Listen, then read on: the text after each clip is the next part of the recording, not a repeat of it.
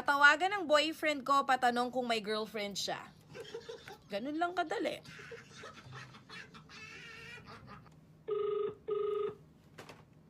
Hello? Hello? Hello? Hello, sino to? Hi? Sino po sila? Hello, sorry, naka-istorbo ba ako sa'yo? Si Jomar ba to? Si Jomar? Opo. Si Jomar ba to? Hi, Jomar. Nakita ko yung number mo nakapost sa Facebook, kaya tinawagan ko. Sino po sila? Hi? Sino po sino? Si Jane po to. Jane? Ano po kailangan nila? Hindi kasi nakalagay dun sa post sa Facebook, si Jomar daw. Oh, Kailangan ng kausap, tapos nakalagay yung number mo. So, tinawagan ko. tapos po, Wala lang. Kailangan ko rin kasi ng kausap eh. Gusto mo usap tayo? nag-uusap na nga po tayo. Ay, grabe, pilosopo ka. Sorry, may maingay lang ah. Pwede layo ka kasi di kita naririnig ko yung kasama mo eh. Nandito po kasi ako sa trabaho eh. Anong work mo, kuya? Sa Red Ribbon po. Anong work mo sa Red Ribbon? Delivery tracking po. So tapos na yung work mo? Hindi pa. May girlfriend ka na? Baka may magalit na nag-uusap tayo? Wala naman. Wala naman. Sigurado ka, ayoko ng baka may magalit. Wala. Taga-saan ka po? Taga ako, Maynila. Saan sa Maynila? Sa Espanya.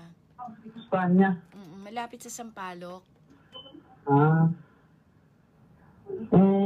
naman po, pinagkakabala mo sa buhay mo? Tindera ako sa bakery. Bakery? Oo. Sino po nag-post ng number ko sa Facebook? Hindi ko alam, kaibigan mo, sabi, broken-hearted ka daw. Ako broken-hearted din ako, so tinawagan kita. Ano ba? Ilan taon ka na po? 22, ikaw. 19? Pero wala talaga magagalit kasi baka may girlfriend ka, ayoko namang may mga away sa akin. Hindi naman. Wala namang mga away sa akin. Wala naman. Anong araw day off mo? Wala akong day off eh. Ay, sayang. Hindi tayo pwede mag-meet up. Hindi tayo pwede mag-eyeball. Pwede naman. Sa SM Santa Mesa, di ba?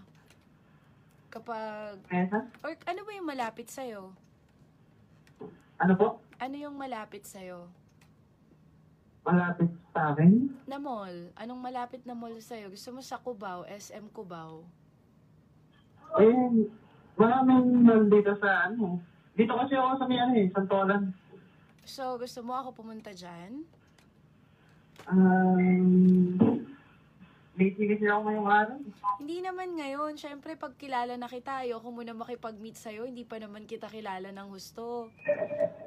Baka, di ba, mamaya, masamang tao ka pala. Hindi natin sigurado. Kaya, hindi. Gusto ko muna makilala ka bago tayo mag-meet.